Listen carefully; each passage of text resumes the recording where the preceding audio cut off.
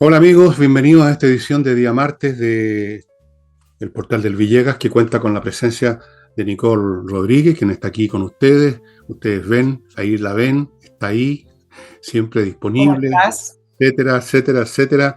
Aquí estamos, aquí estamos, Como cualquier día, como como cualquier cualquier otro día. programa. Está bien. Yo soy una máquina que trabaja independientemente del día, de la semana y todo eso. Bueno amigos, vamos a partir con una situación nueva que se ha dado ahora, que aparentemente fue una entrevista en un programa de televisión donde yo participé hace mucho tiempo, Tolerancia Cero, y invitaron a la señora que dirige el Instituto de Derechos Humanos, se llama Consuelo Contreras, y ocurrió algo en el plano de las palabras y de los conceptos que ha estado ocurriendo en el plano de los hechos y que yo he mencionado y también Nicole varias veces, en el sentido que todos esos juicios, todas esas demandas, esas denuncias contra carabineros y otro personal que habían cometido supuestamente derechos humanos en un proceso judicial tras otro han ido quedando libres, no digo que todos, pero un buen número. Y yo he dicho, se ha ido desgranando el choclo.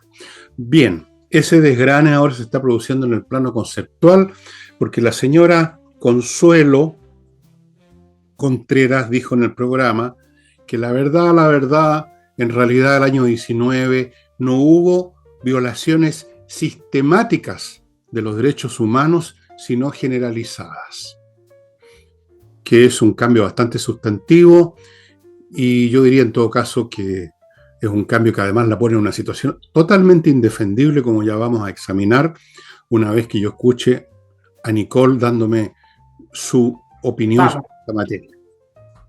Claro, es importante contrarrestar lo que dijo Consuelo Contreras hace 2 años atrás. Ya llevamos 4 años post insurrección del año 2019.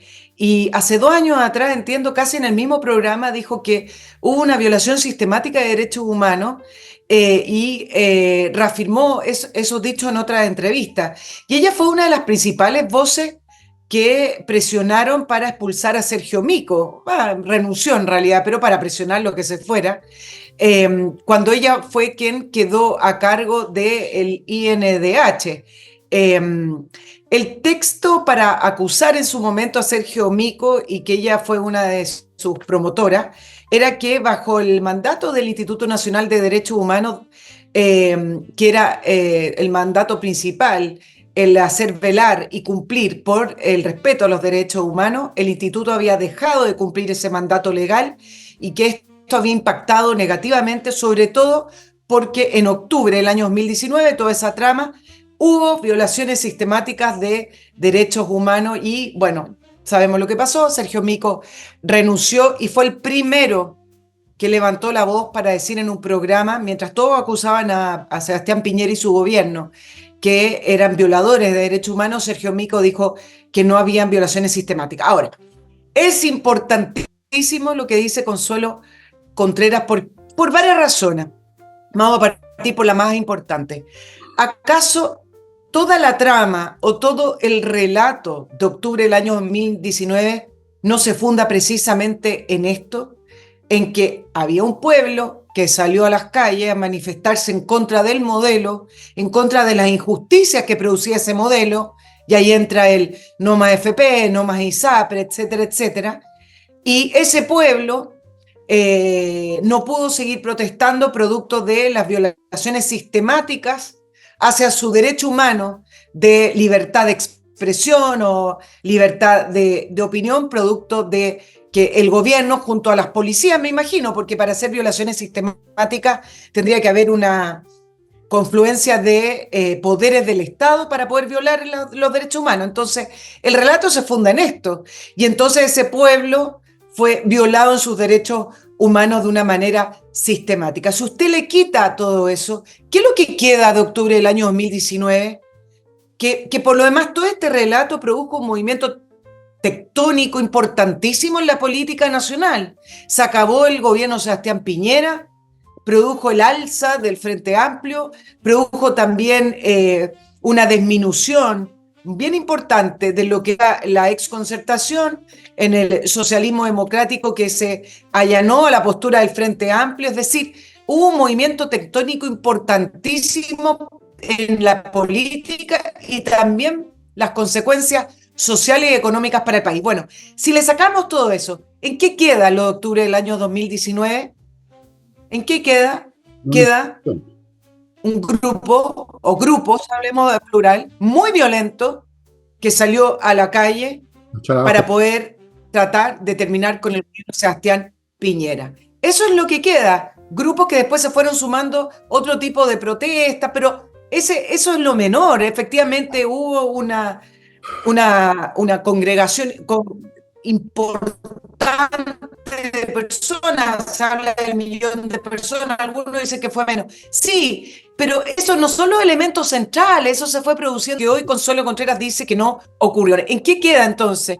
¿En qué queda la fiscalía contra contra los altos mandos de Carabineros y en qué queda el resto de los procesos judiciales? Es una de las preguntas importantes. Yo ya contesté esa pregunta hace bastante rato. Quedó en que fue una insurrección, un grupo organizado. Pero antes de entrar a eso y examinar un poco más las palabras de esta señora que cantinflió de lo lindo, como ustedes van a ver, les quiero recordar un par de cosas. Uno, que este jueves hay flamenco en la Casa del Jamón, donde ustedes ya saben, aparece la dirección a mi lado, lo van a pasar muy bien. Creo que va a haber el viernes también, otros días, pero mientras tanto les aviso lo del jueves para que vayan reservando mesa. Segundo, se están yendo todos los días muy rápido. Este fin de semana se fueron como 30, 40 libros, debut y despedida, el progresismo después de Piñera a propósito de Escopeta. Aquí está todo este tema, entre otras cosas de lo que pasó en la insurrección, pero visto desde otro ángulo. Esto. Y les recuerdo además lo que les he estado recordando los últimos 2 o 3 programas de la Unión de Amigos de los Animales, que están muy, pero muy necesitados de su ayuda. ¿No se imaginan ustedes el sacrificio que hace esta gente para sostener con vida a gatos y perritos que han sido botados en condiciones increíbles en las calles por gente mala? No hay otra palabra. Entonces se necesita ayuda. Hágase miembro, o por último, si no quiere hacerse miembro por cualquier motivo, uaa.cl, mándele unos 5 lucas, haga algo. No se declara animalista en general y después no hace nada concreto, como hay tantos en Chile que hablan y no hacen nada. Ya, voy a comentar un poquito esta cosa. Primero, aquí llama ella, esta señora, que no hubo sistemáticos pero generalizado. ¿Cuál es el número que hace decir a alguien que tal o cual fenómeno se generalizó? ¿10? ¿100? ¿1000? ¿Cuáles son sus cifras? Y le preguntaría a esta señora. Primera cosa. Segundo y más importante, aquí llama violación de derecho humano. Estamos hablando de una institución que está relacionada con la fuerza pública. No sé si se le ocurrió a la señora Contreras que los carabineros están para, en caso de necesidad, hacer uso de fuerza.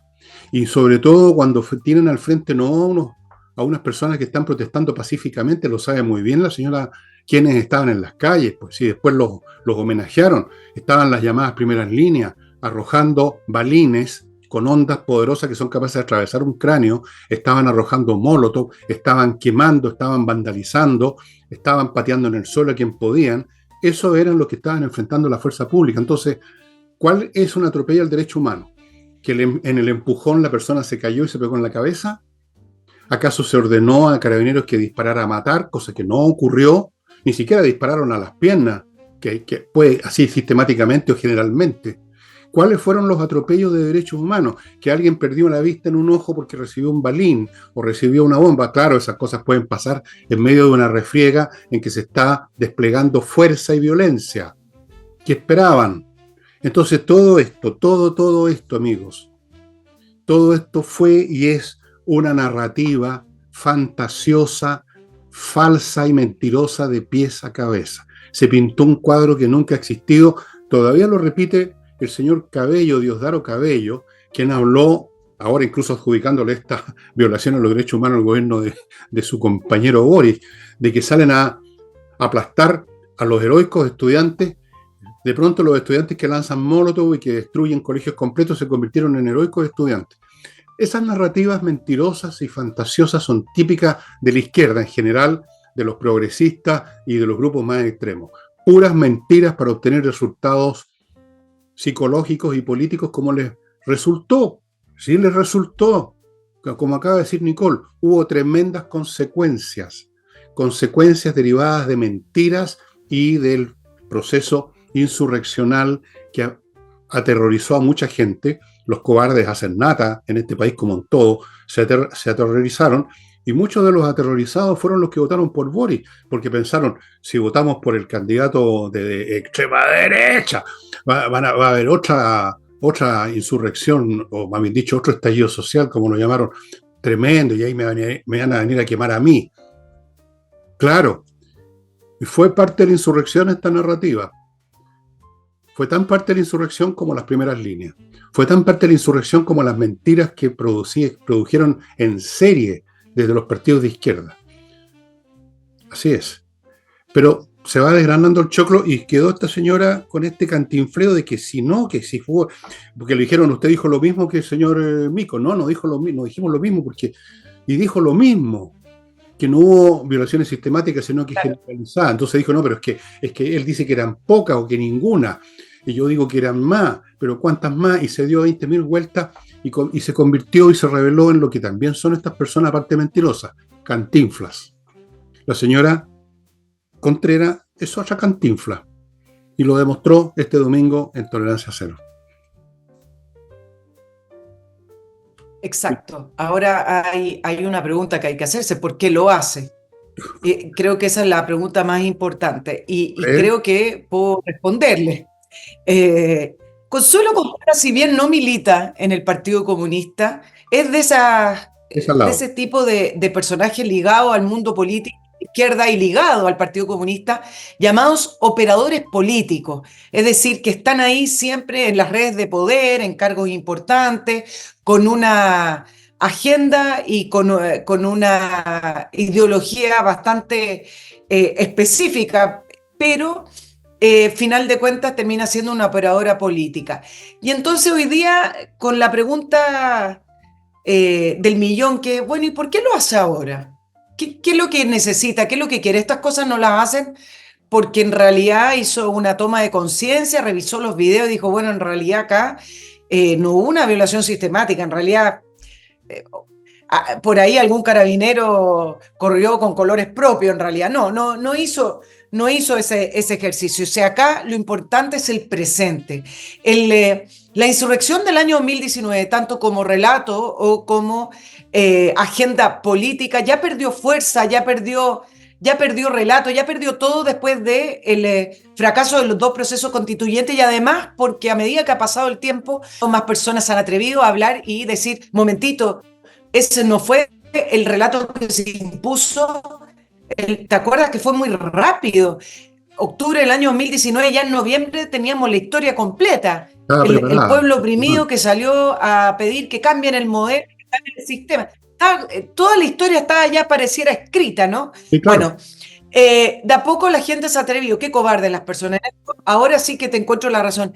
Qué cobarde es el mundo político y qué cobarde en general son las personas. 4 años después se atreven a decir, bueno, en realidad no sé si fue eso o no fue. Bueno, pero ¿por qué lo hace Consuelo Contreras? Por eso mismo, porque se debilitó el relato de octubre del año 2019, ya no da réditos políticos y está preocupada del presente. Entonces, llamé a algunas personas y decía, esto tiene que ver con no es una operación política, sino que con el interés político del Partido Comunista de que el Instituto Nacional de Derechos Humanos se siga concentrando en lo que está haciendo ahora, que tiene que ver con las querellas más políticas, ya desprendiéndose de octubre del año 2019, con la querella, por ejemplo, que interpusieron producto de las filtraciones de la conversación de Mario Desbordes con el ex juez Poblete. Esa querella que pusieron, que muchos dijeron, pero esto no tiene que ver con la razón de ser del Instituto Nacional de Derechos Humanos, no está dentro de su ámbito de acción. Sin embargo, esa querella fue acogida, porque fue acogida en una corte donde también hay algunos jueces o magistrados de bastante afinidad de izquierda, pero el punto tiene que ver con ir despejando algunos ámbitos, con producir esta especie de atención pública sobre las palabras de Consuelo Contreras y poder seguir funcionando en torno a ir despejándole el camino a algunos candidatos como Iracy Hasler en Santiago y que Consuelo Contreras, junto con el Instituto Nacional de Derechos Humanos, despeje algunos ámbitos para poder concentrarse en aquello.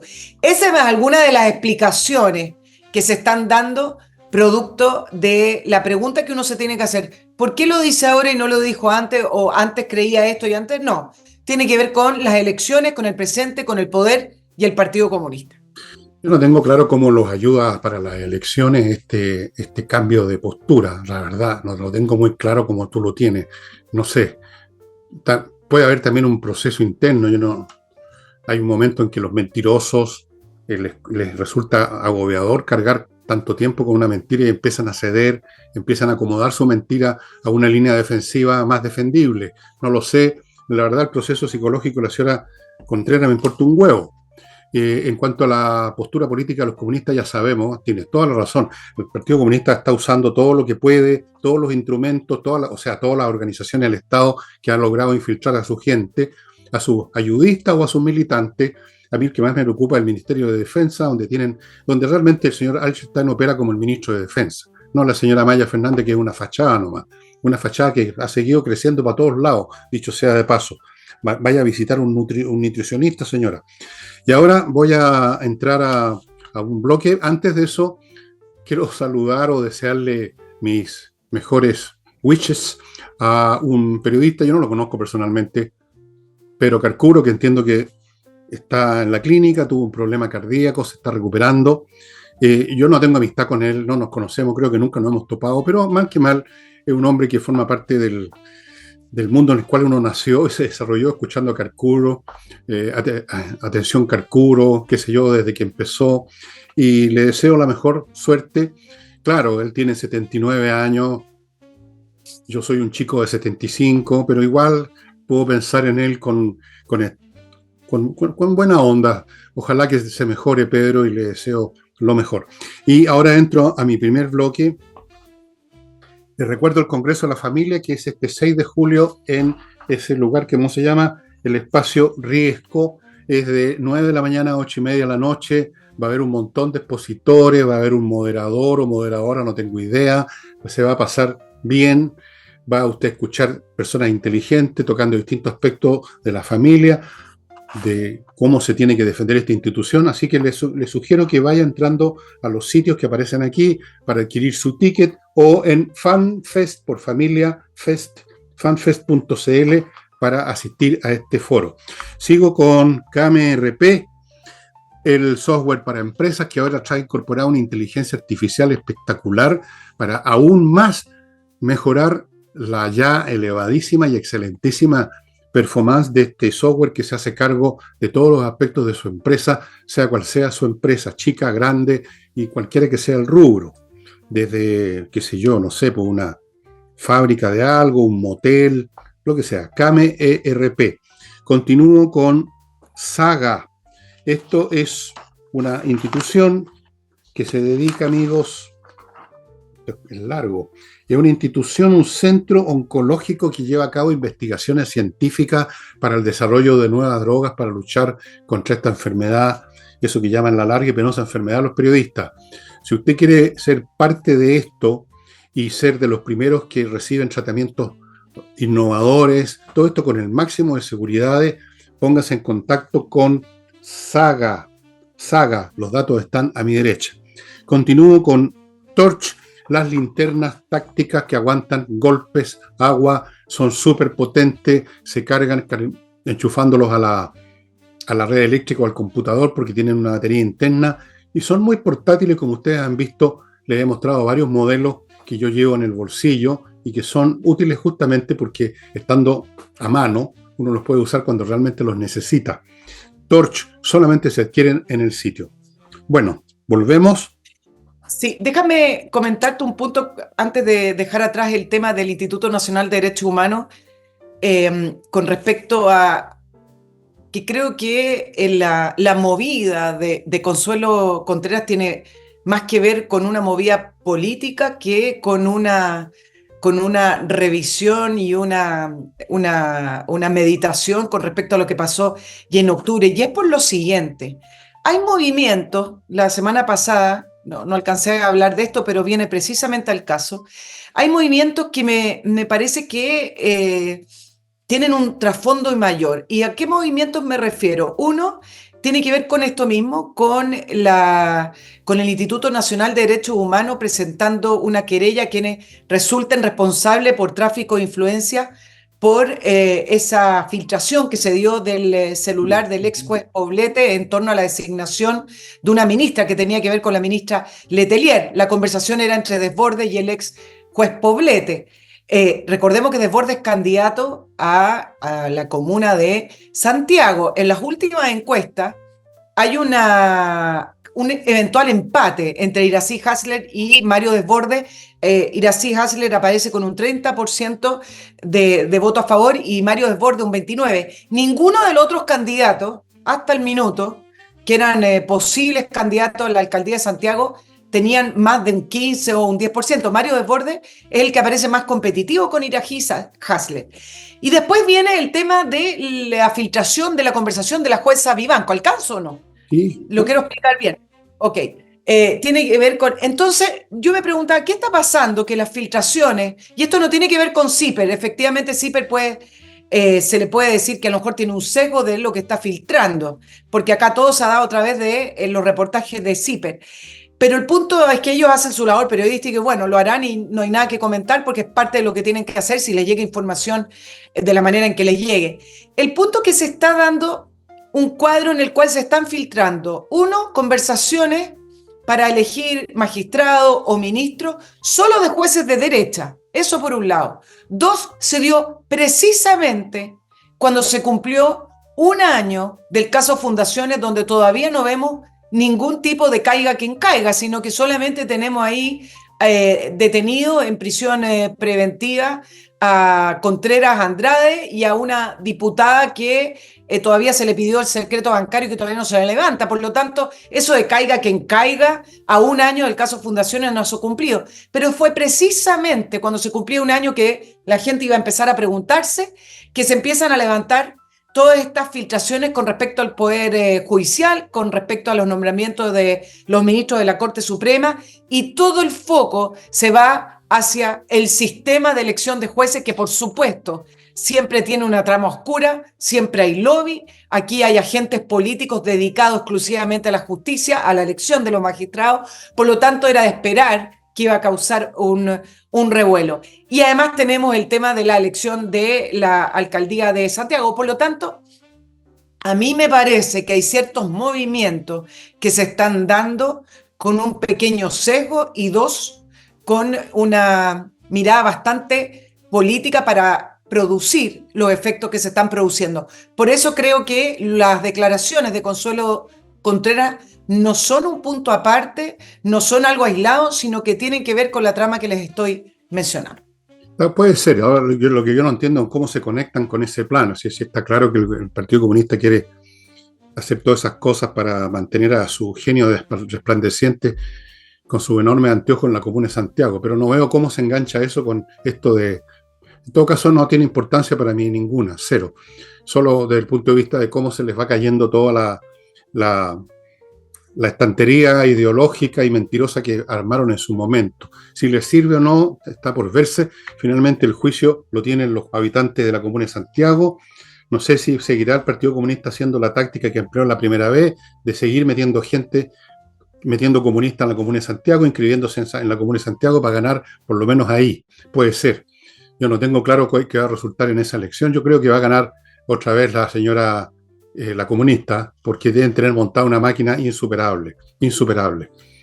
Y lo mismo creo en Ñuñoa, por ejemplo, donde yo vivo, la misma cosa. Pero en general lo que interesa es qué va a pasar en el conjunto del país, y ahí sí que va a haber, salvo que ocurra una situación realmente extraordinaria, tendría que ser una derrota aplastante para el gobierno. Vamos a ver. No sé si tenemos temas, Nicole. Cortito, tú mencionaste el tema de la maquinaria de Iracy Hasler, y es impresionante la manera en que utilizan las platas del municipio para fines electorales. Por ejemplo, se mandó a Contraloría por parte de Renovación Nacional se le pidió a Contraloría que investigara la entrega de unos gift cards, literalmente entregando regalos o plata mientras está haciendo campaña. Por ejemplo, la cuenta anual pública que hacen los alcaldes, que ya la hizo en el municipio, ahora arrendaron el Teatro Municipal con la Sonora de Tommy Rey. Entonces también se le solicitó a Contraloría que investigara cómo van a pagar a la Sonora de Tommy Rey y qué tiene que ver el arriendo del Teatro Municipal para hacer no una cuenta pública, ella llama a la cuenta pública ciudadana, sino que más bien un acto electoral. Bueno, suma y sigue la plata que está gastando el municipio para hacer campaña Iracy Hasler. Cuando tú hablas de difícil ganarle, claro, porque tiene toda esta campaña montada y además cuenta con los recursos del propio municipio que lo está gastando a su favor. No olviden, señoras y señores, que este proceso que está político en Chile lo maneja el Partido Comunista, básicamente. Boris no maneja absolutamente nada, no sabe ni tirar la cadena en el water probablemente. No maneja nada. Y ellos están dispuestos a cualquier trapacería económica, política, comunicacional para obtener el poder. Para ellos el primer problema es el poder, afirmarse en el poder, para luego con ese poder construir la basura que construyen siempre los comunistas, como se ha visto en la historia mundial. Entonces, por último, dicen, nos pondremos rojo una vez cuando nos pillen en esto, pero vamos a salir adelante. Vamos a ganar esta batalla porque simplemente la gente en 2 o 3 días se olvidan de las cosas y nosotros, en cambio, lo que hicimos nos va a funcionar todo el tiempo. No olviden cómo funcionan los comunistas, cómo funciona cualquier organización con un ideal absoluto que, por lo tanto, les alivia los pesos de conciencia, porque todo se justifica, porque el final tiene un valor absoluto. Se justifica degollar a la abuela, se justifica en poner a este gobierno en una situación, al Estado chileno lo pusieron en bancarrota, literalmente financieramente ya, para información de ustedes. Las municipalidades en bancarrota, vayan a ver las cuentas de la Municipalidad de Santiago.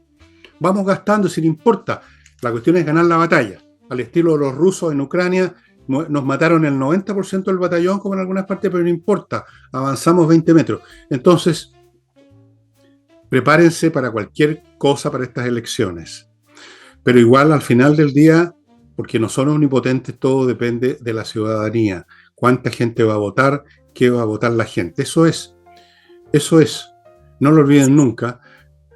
Y esto se lo digo especialmente a los ciudadanos que tienen esta estúpida costumbre, perdonen, se los digo de frentón, de decir, bueno, ¿qué importa? Soy un voto nomás, total, yo voy a seguir mañana igual, gane quien gane, voy a vivir igual. ¿Cuántas veces has escuchado tú esa frase, Nicole? Cientos. Gane quien gane, voy a seguir igual.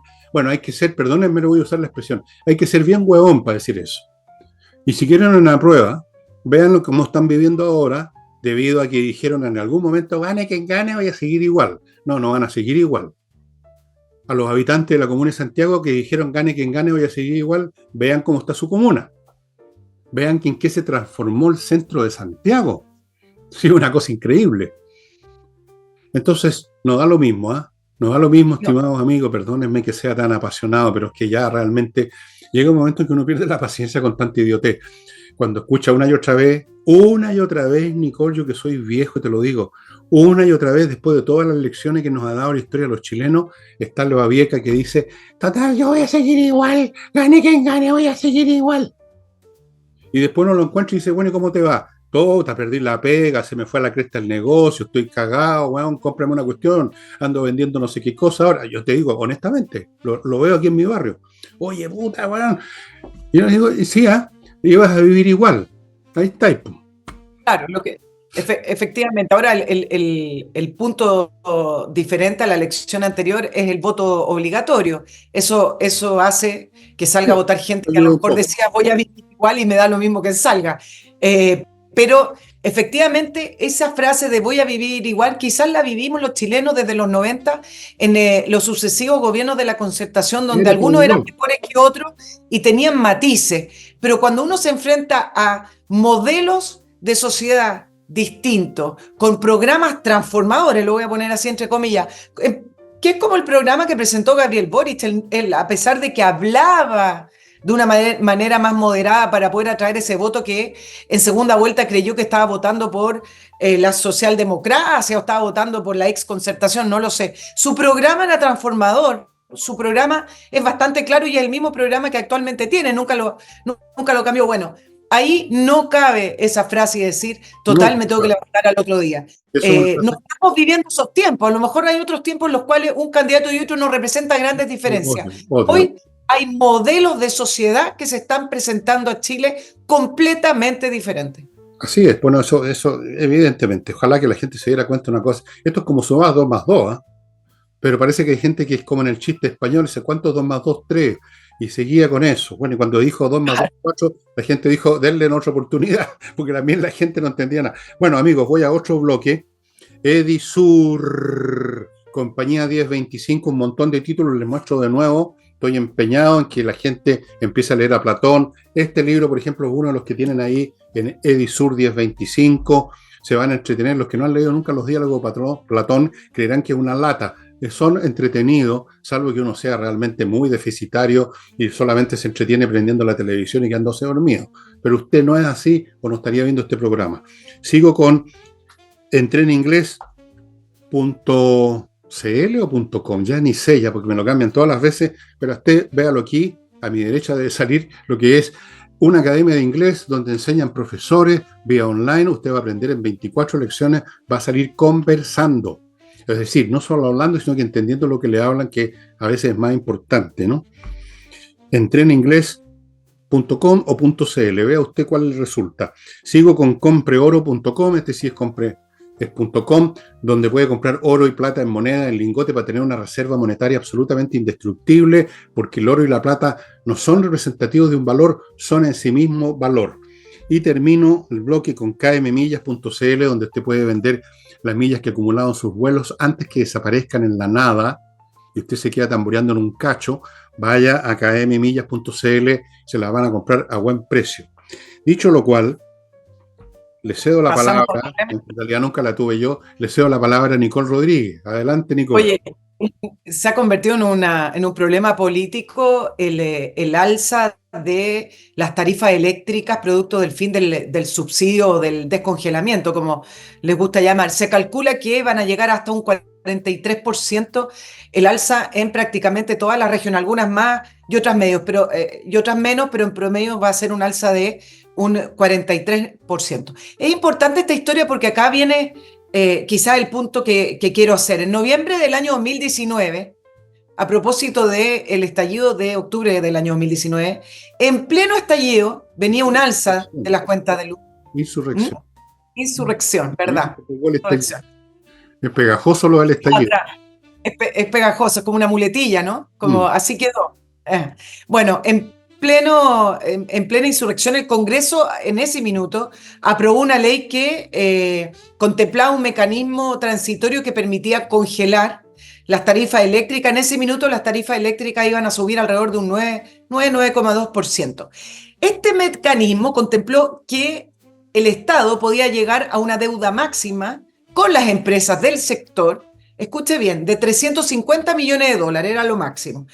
Pero lo transitorio no ocurrió, como suele ocurrir con lo transitorio en política, más el aumento del precio del dólar, el aumento del precio de los combustibles, y actualmente el Estado le adeuda a las empresas eléctricas 6.000 millones de dólares, para que se hagan una idea de lo que ha implicado esta política. Entonces, como el gobierno tuvo que sincerar esto y el ministro de Energía tuvo que informar que se venían el alza de las cuentas de la luz, porque ya no pueden seguir contrayendo deudas, porque acuérdense que ya no hay plata en el Estado chileno. No encontró nada mejor, no, si no hay plata y no hay plata para el próximo gobierno, no encontró nada mejor que desviar la atención hacia el Banco Central y culparlo por no haber incorporado el factor del alza de las tarifas en la inflación. Entonces se empezó a dar toda una polémica con el Banco Central por el tema de la proyección de la inflación. Me parece que el tema del Banco Central, por supuesto que no cabe acá, porque ellos informaron en el minuto y proyectaron en el minuto que les entregaron las cifras oficiales del alza, pero como suele ocurrir con este gobierno, siempre es importante culpar a otro, ¿no es cierto? Como, bueno, pero no culpen al Ministerio de Energía, sino que miremos hacia el Banco Central. Pero yo me quiero ir a lo relevante acá porque me parece que es más importante que una polémica entre el Banco Central y el ministro de Energía. El punto es lo siguiente, y tiene que ver con que no existe tal cosa llamada congelamiento, como el tema de la invernación que quería Engel en espacio público cuando nos quería mandar a invernar a las casas producto del COVID. Tanto los cuerpos humanos como la economía siguen funcionando, siguen desarrollándose y siguen evolucionando. La economía sigue funcionando a pesar de que llamen congelamiento, y alguien paga la fiesta de esta política absolutamente populista. Algunos dicen nos argentinizamos, claro, ya hace mucho rato que nos argentinizamos. Son 4 años y medio pagando la luz con los recursos al final del Estado, y la deuda es 5 veces superior a lo que se proyectó cuando se estableció este mecanismo de congelamiento. Además, se siguió aplicando el subsidio. ¿Y cuáles son las consecuencias? Esto es muy nefasto. Uno, recursos públicos que se podrían haber destinado a otro tipo de políticas públicas. Es inflación, un alza de una sola vez muy costosa, un alza importante que sí va a significar para los bolsillos de las personas, y además, producto de la inflación, mayores tasas de interés que todavía no se pueden bajar. Eso implica que endeudarse es más caro, los créditos hipotecarios más caros y todo. Y para terminar el cuadro, el ministro de Energía, ¿lo termino? El ministro de Energía informa de esta alza, la ministra Vallejo vuelve a informar que no hay plata, y la derecha no encuentra nada mejor que hacer un punto político, creyendo que es astuto, al presionar al gobierno para que busque un mecanismo y evite las alzas, hablando de cero empatía con la familia. Aquí es cuando la derecha se tiene que quedar callado y dejar que el gobierno sufra solo la crisis que ellos mismos provocaron, producto de presionar a Sebastián Piñera. No fue solo el Frente Amplio, también fueron los parlamentarios de Chile Vamos, pero aquí es cuando se tienen que quedar callados, porque si ellos creen en este tipo de subsidios, ellos creen que el Estado tiene que gastar plata en esto, entonces no son de derecha, pero creen que son astutos, haciéndose punto político, diciendo, bueno. No son de derecha, son estúpidos nomás. Se lo he dicho cuántas veces aquí, que esta es la derecha más estúpida que jamás ha existido. Gente que no es capaz de pensar una movida para adelante, que confunde. Bueno, eso es lo que se llama la astucia. La astucia es la inteligente de los chantas. La inteligencia de los chantas. Ven una movida y creen que son muy listos, muy vivos. No. Tú, a propósito, un comentario, dijiste, nos hemos argentinizado, etcétera.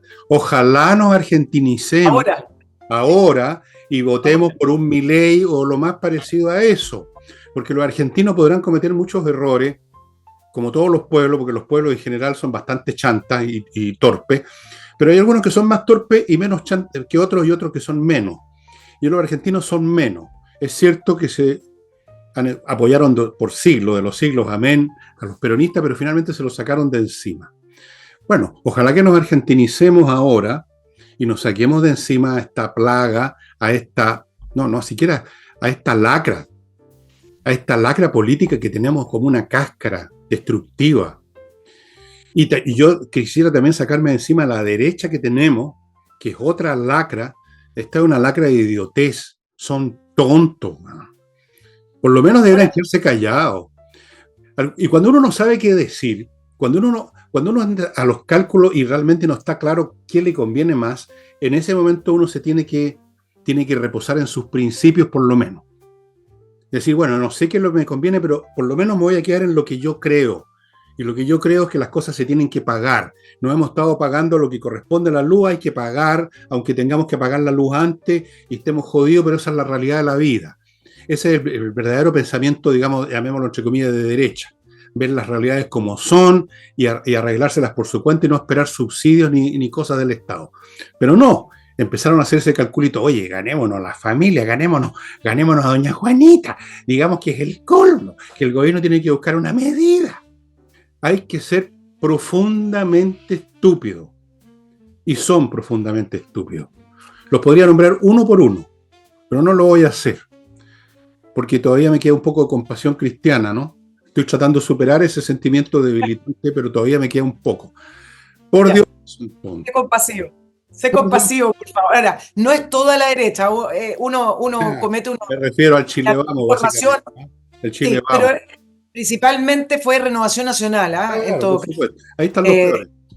Efectivamente, yo digo, el gobierno tiene una crisis, el gobierno se pelea con el Banco Central, que está muy valorado por las personas por lo demás.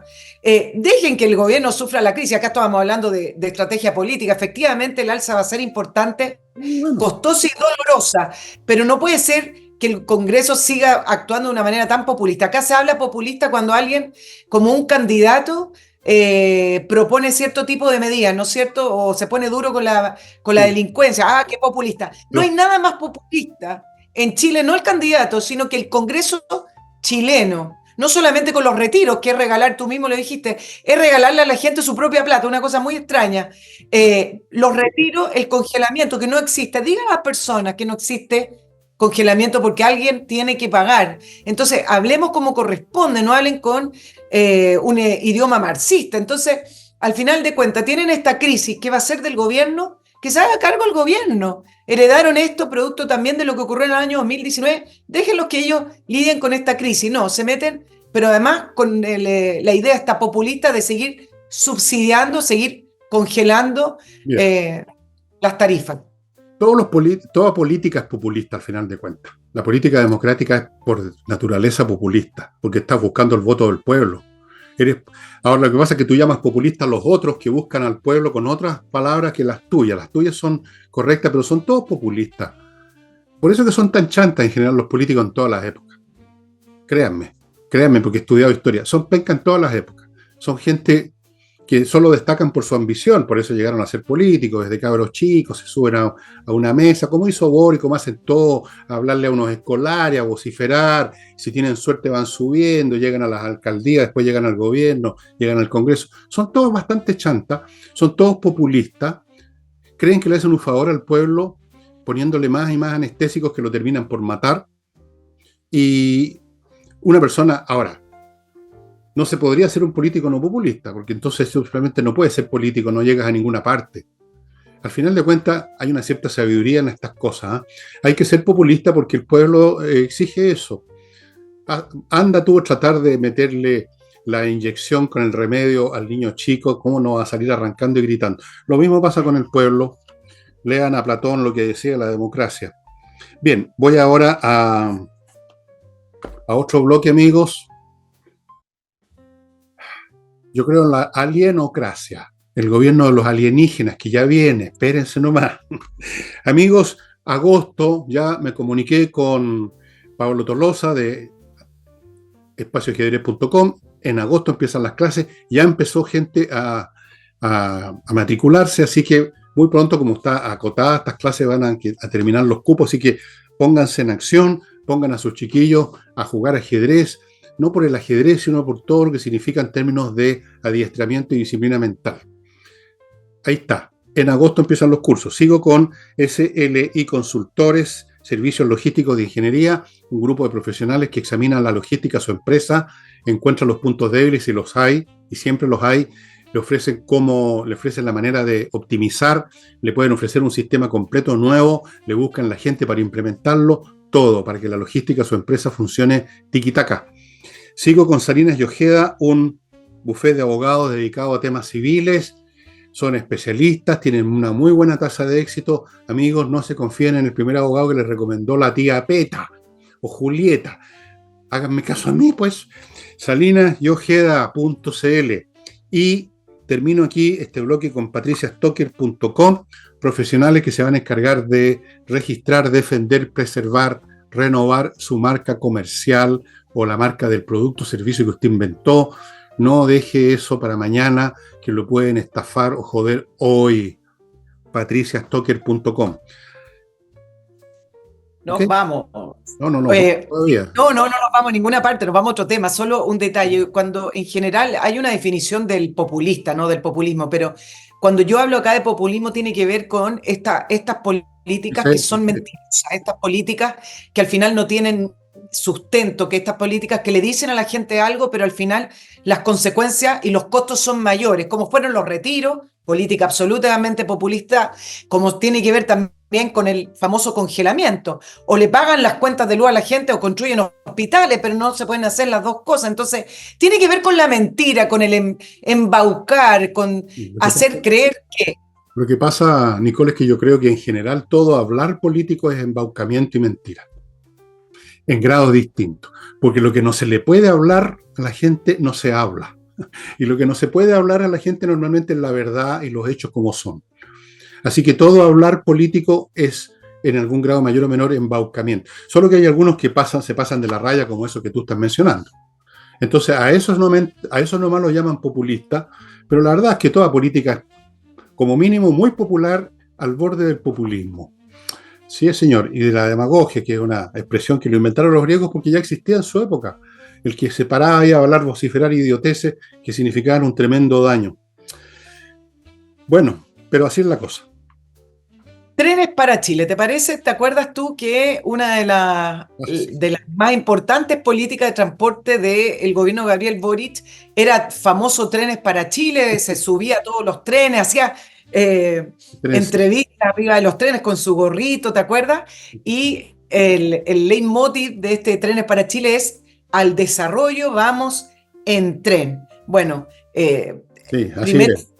la polémica con la licitación del famoso tren que quieren hacer de la región metropolitana a Valparaíso, y después no habían estudios técnicos, y después, bueno, vamos a atrasar la licitación, etcétera. Bueno, finalmente llegamos a que este jueves pasado chocaron dos trenes en San Bernardo de frente, algo que en Chile prácticamente no habíamos visto, dejando dos personas fallecidas.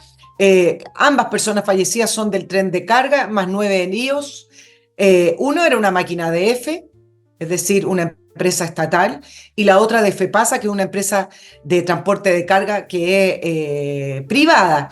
¿Qué pasó? Que este tren de pasajeros de F estaba realizando una prueba y se encontró de repente de frente con el tren de carga que traía cobre de la mina del Teniente. Bueno, empezaron los antecedentes, la investigación. Se sabe que el tren de prueba apenas fue avisado. Hay un organismo dentro de EFE que está haciendo una investigación que se le entrega a Fiscalía, y quedaron en prisión preventiva el chofer del conductor del tren de EFE más el encargado de las vías. Ahora, ¿qué me parece acá relevante mientras se hacen todas estas investigaciones y se pueden aclarar cuáles son las responsabilidades? Y es lo siguiente: siempre los accidentes ocurren evidentemente porque algo falla o porque ocurre un accidente, tal cual como dice la palabra. El problema acá es que más allá de eso, aquí no falló un gran sistema de alarma, un gran sistema de emergencia. Muchas veces uno dice, bueno, se activaron esto, se activaron lo otro, el tren avisó todo, pero no hubo caso. Aquí lo que demuestra este accidente, que costó 2 vidas humanas, es que se produjo con una precariedad de funcionamiento de EFE que me parece realmente preocupante. Una precariedad de la empresa pública en el sentido de que estaban probando un tren, no existía un sistema de comunicación directa porque parece que el único sistema que tenían no estaba funcionando y se comunicaban por celular. Mientras ocurren las investigaciones que ya arrojan algunos resultados, acá no hubo una alerta, acá no hubo un aviso con mucha anticipación, sino que simplemente se encontraron prácticamente de frente. Algunos pasajeros de EFE alcanzaron a escapar atrás y por eso no hubo más muertos. Pero finalmente, si ustedes leen todos los antecedentes que se saben hasta el minuto, han pasado pocos días y después se va a saber más, que acá no es que fallaron los sistemas de alarma de una manera que uno dice, qué raro, como lo que puede pasar a veces con los aviones, que el controlador, esto, el pasajero. Acá lo que demuestra y refleja es la precariedad en la que funciona esta empresa estatal, como si fuera simplemente una empresa de barrio, unos trenes de barrio. Entonces, vamos investigando, vamos las comisiones, viene un grupo internacional. A veces yo me pregunto, bueno, ¿por qué siempre necesitamos que venga un equipo de afuera para que nos diga? ¿Se acuerdan que para los incendios Boric también llamó un equipo de afuera para que pudiera decir qué pasó? Bueno, no hay que hay cosas específicas que necesitamos saber qué pasó, pero realmente acá lo que refleja es que esta empresa pública es una mezcla de ineficiente y precaria. Y también lo que demuestra en un sistema en Chile es que cuando cambia un gobierno, como no existe realmente las empresas públicas acá, sino que cuando hay un cambio de gobierno, las empresas pasan a ser de ese gobierno, de ese conglomerado, de ese partido político. Entonces, cuando tú tienes una administración, un gobierno y un ministerio que funcionan también de una manera tan ineficiente, de una manera tan incapaz, empieza a permear el resto de las instituciones y por ende también empieza a contagiar a las empresas públicas. Entonces tú tienes empresas que no se exigen, que funcionan de una manera a lo mejor desordenada, que da lo mismo si se prueba un tren o no con el protocolo exacto, porque en realidad no los están exigiendo. Y entonces también refleja cuando cambian los gobiernos por alguna razón u otra, pero principalmente por lo que estoy explicando, empieza a contagiar hacia abajo. Si usted tiene una administración central, un gobierno, un ejecutivo mediocre, va a tener todo el resto de las instituciones funcionando de una manera mediocre. No pasa lo mismo en otros países. En Inglaterra, donde hay sistemas públicos, por ejemplo, el transporte, el metro, que son efectivamente públicos, no funcionan al alero de los cambios de signo de gobierno, funciona con un buen director, con un buen gerente, etcétera.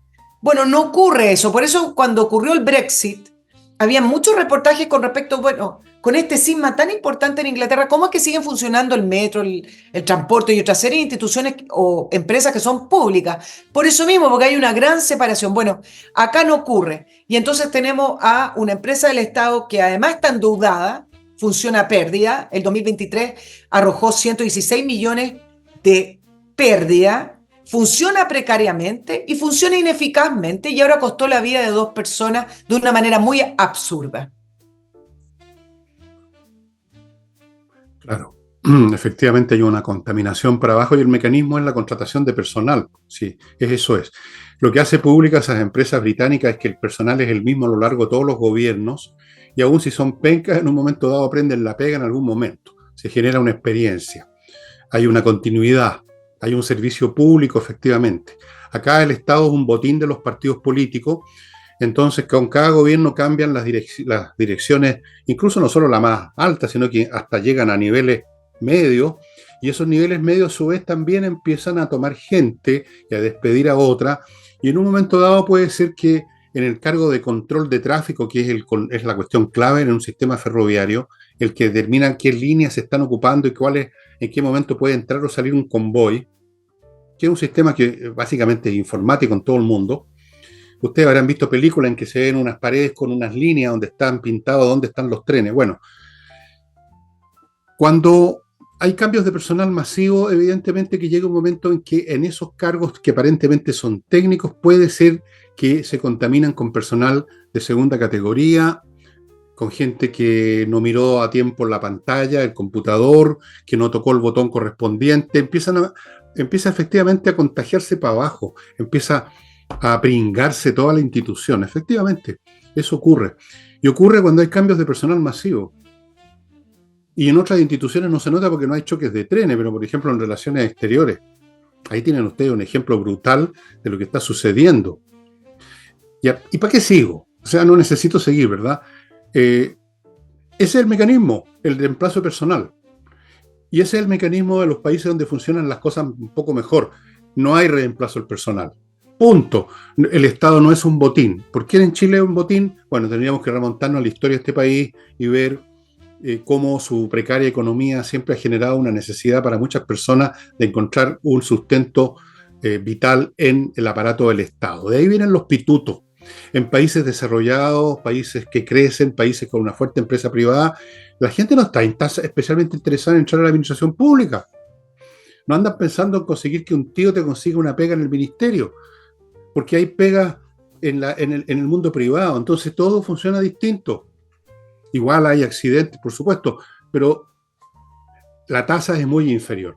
Lo que aquí fracasó, por lo que he podido ver, no he seguido mucho el tema, pero claramente aquí la responsabilidad está en el control de tráfico, que fue el que mete los trenes en determinadas vías. Eso es todo el punto. Y entiendo que ese tren de prueba venía a 130 kilómetros por hora. Deben haber alcanzado a frenar un poco, porque si no habría sido una masacre mucho peor. Habría sido, imagínense, miles de toneladas de acero por lado y lado, pues los trenes son unas tremendas moles. Imagínense la energía cinética que hay en 1.000 o 2.000 o 4.000 toneladas de acero a 100 kilómetros por hora. Es una brutalidad. En joules, no sé, millones. Entonces, tienes toda la razón, Nicole. Este es un tema también que involucra los cambios de gobierno, el apitutamiento y lo que dijiste al principio, entre paréntesis, me recuerda un, no sé si fue en la campaña de Boric o la anterior, en que también había un tipo, oye, que por una cosa realmente infantil propia de esta generación, se le ocurrió que había que llenar de trenes este país, que había que llevar un tren al norte, que es la peor vía posible. Al norte un tren es completamente inviable desde el punto de vista económico, o sea, no viaja nadie en tren al norte. Para eso están los buses. Nadie va a querer viajar 3 días seguidos en un tren si puede llegar en una noche a otra parte. No, y no hay carga, no hay nada. Y sin embargo, no sé si te acuerdas, dele con que había que hacer un tren al norte. Exacto. Así son de estúpidos, francamente. O sea, hacen prevalecer sus ideas de cabros chicos porque les regalaron un tren a cuerda a los 10 años, entonces quieren tener trenes por todos lados. No, pues no es llegar y poner trenes. Y sobre todo hay que por lo menos mantener bien los que están existiendo, cosa que no ha ocurrido con F efectivamente, porque no ha habido inversión, porque han cambiado el personal, y qué sé yo. Tú decías que un sistema de comunicación no funcionaba, bueno, ahí tenemos un tema de mantención. O sea, los ¿Qué tipos hacen con la un plata? celular adentro de la locomotora comunicándose, de repente no hay señal. ¿Cómo es eso? Increíble. No, y además la pregunta es ¿qué hacen con la plata en F? Pues si siempre hay que hacerse esa pregunta con las empresas públicas. Mira, hace muy poco, el 18 de mayo se descarriló en la Araucanía el tren Santiago-Temuco, en su viaje inaugural que volvió a circular luego de 7 años. Había 250 pasajeros, no hubo personas fallecidas afortunadamente y por eso esto no produjo un revuelo, no produjo mucha polémica y simplemente se respondió desde F que no hubo acá una intencionalidad ni un atentado y eso fue todo lo que se respondió. Pero nunca supimos por qué se descarriló el tren Santiago-Temuco, pero se descarriló y varios expertos decían, esto pudo haber sido fatal. Ya hubo un aviso con esto y esto fue recién el 18 de mayo. Y acá tenemos entonces otra situación, pero acá, como murieron 2 personas, evidentemente produce una investigación mucho más importante y produce más revuelo. Pero algo está pasando con F, está funcionando mal. Y lo segundo con la... Yo creo que el descarrilamiento fue un atentado, pero no se ha querido confesar, porque los descarrilamientos es un tema técnico. Los trenes no descarrilan así como así. Tienes que poner algo tú en los rieles para que las ruedas, todas las ruedas o muchas ruedas que tienen pestañas al lado, etcétera, salten para el lado. Generalmente no se producen víctimas fatales en esos casos. Pero a mí me tincó desde el primer momento que fue un tema de sabotaje, que pusieron algo en los rieles. Y no es por casualidad que fue en la zona de Temuco, ¿no? Oye, No, no, claro, pero, vayan, ¿cómo se dice? Juntando los puntitos con la línea. No, pero ahí estaríamos... yo creo que ese fue un sabotaje de las organizaciones de los pueblos originarios. Estoy convencido de eso desde el primer segundo. Esto otro no, esto otro fue otra cosa. Claro, pero ahí estaríamos de otra realidad, que es terrorismo puro. Y si Terrorismo tienes puro. que asumir eso, entonces eso produce un encadenamiento de actos que debiera hacer y decidir el gobierno, ¿no es cierto? Sí, pero Pero no pueden decirlo si es que efectivamente fue así.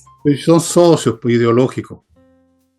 Son socios. Viven en esta contradicción. ¿Cuántas veces lo hemos dicho? Si ningún problema se va a resolver en este país con este gobierno, hay que sacarlo de una manera o de otra. De una manera o de otra. De una manera, digamos. ¿Ok? Y ahora, amigos, antes de que estemos llegando a los últimos 5 minutos del programa, más o menos, les cuento de Urantiaco, una empresa de software chilena, donde hay unos tipos muy talentosos para escribir software, que le diseñan un software a la pata de su empresa, su corporación, su organización. Grandes corporaciones, organizaciones ya han empleado los servicios de Urantiaco. Un software hecho a la medida es mucho mejor que un software generalista que ustedes más o menos adaptan, más o menos, siempre más o menos. Ellos le diseñan además los sitios web que usted quiera tener e incluso aplicaciones móviles. Eso con urantiacos.cl. Hey, corredores inmobiliarios que venden por sus métodos, por su concentración en pocos encargos, por su diligencia, laboran todo el día, toda la semana, son realmente unas máquinas para trabajar en Hey. Y termino con la empresa de remodelación Remodeling, con puros profesionales para temas de pisos, paredes, muebles de cocina y un cuanto hay, porque tienen profesionales para todo. Usted no necesita contratarlos para hacer todo, ¿no? Puede ser una de esas cosas, o temas de pintura, o de suelo, o de cocina, lo que a usted le parezca. Y dicho lo cual, le cedo la palabra, que nunca ha sido mía por lo demás, a Nicole para que siga con sus temitas, sus dos temitas. Llevamos, no, me alcanzo a hacer uno nomás, internacional. Entonces sería. Vamos con el tema de Gaza ante el anuncio de Benjamín Netanyahu sobre la situación que está viviendo en Gaza con Hamas y que lo peor ya pasó. Pero el problema de esta situación es la siguiente: se está activando por el Líbano las acciones de Hezbollah contra Israel, y ahí estamos hablando de otro tipo más de enfrentamiento con un grupo terrorista islámico que se le calcula 150.000 misiles, todos apuntando a Israel. Solo imagínense un panorama para un país con un grupo en el cual tiene esos misiles apuntándolo. Pero un columnista en el Wall Street Journal, producto de un viaje que va a hacer Blinken a Egipto, se preguntaba que qué pasa con Egipto, que no figura y que se sabe que ha hecho la vista gorda ante el envío de armas a Hamas y toda la construcción de túneles. Y entonces este columnista decía que las autoridades norteamericanas nuevamente van al Cairo, pero nada se sabe mucho de lo que responde Egipto, solo de cuando participa de estas rondas de tratar de producir un acuerdo de paz y va a Qatar y se junta con Arabia Saudita, etcétera, para producir estas propuestas de acuerdo de paz. Pero lo que se preguntaba este columnista es que dice que nada se habla de Egipto, pero el ataque contra Israel el 7 de octubre no pudo ocurrir sin que supiera parte del ejército de Egipto o parte de sus altos oficiales, porque los túneles de Hamas sirvieron hacia la frontera con Egipto, sirvieron para poder traer esa inmensa cantidad de armamento y de material bélico. Entonces el columnista decía: por encima y por debajo de Egipto es que Hamas se fue fortificando, se fue fortaleciendo y fue diseñando y produciendo el ataque que se produjo el 7 de octubre. ¿Qué es lo que tiene que decir al-Sisi al respecto? Pero dice, todos callados, y nadie le exige a Egipto el tema de cómo va a asegurar su frontera y cómo va a evitar que por su frontera y esos túneles sigan transitando los líderes de Hamas, los terroristas de Hamas y las armas. Y entonces dicen, bueno, ¿por qué no prestan esa frontera para que pueda ingresar la ayuda humanitaria? De eso que todos reclaman, que no entra la ayuda humanitaria, pero Egipto la cerró para la ayuda humanitaria. Y dice, bueno, aquí hay un país que se ha mantenido callado y ese es Egipto, y es hora que hable. Bueno, estos son todos países árabes, ¿no? Y esos países árabes en un momento dado pueden haber firmado una paz con Israel, como Egipto, después de varias derrotas militares.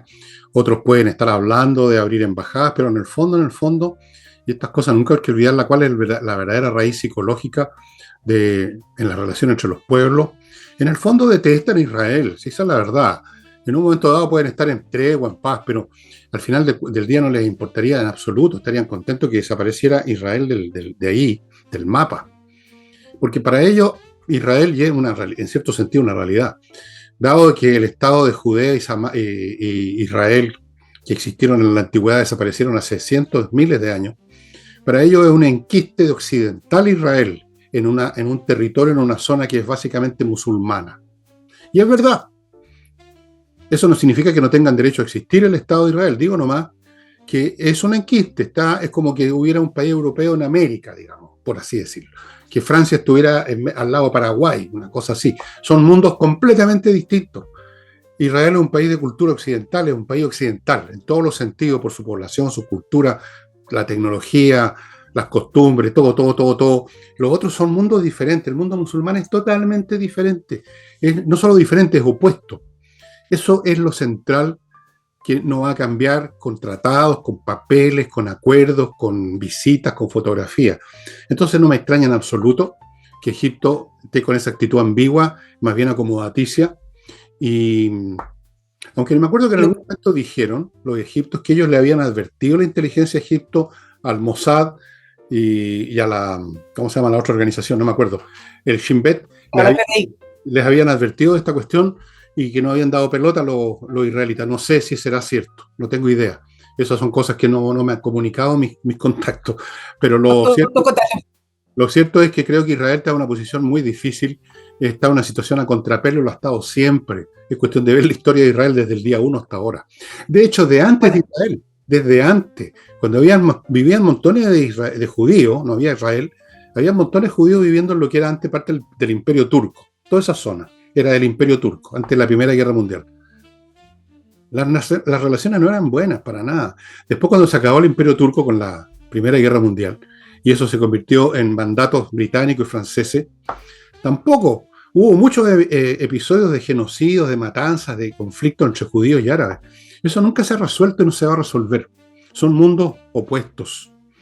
Así es que Israel ha vivido siempre y va a tener que vivir hasta el fin de los tiempos, armado hasta los dientes, es el país, yo creo, más militarizado del mundo.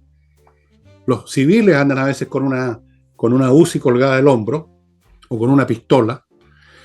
Yo no sé cuánto puede durar eso. Lo encuentro lamentable, pero lo veo bien difícil para Israel el futuro, porque además sus adversarios están creciendo en poder militar, en tecnología. Mira el caso de Irán, al borde de tener armas nucleares. Se hace muy complicado para Israel el futuro, muy complicado.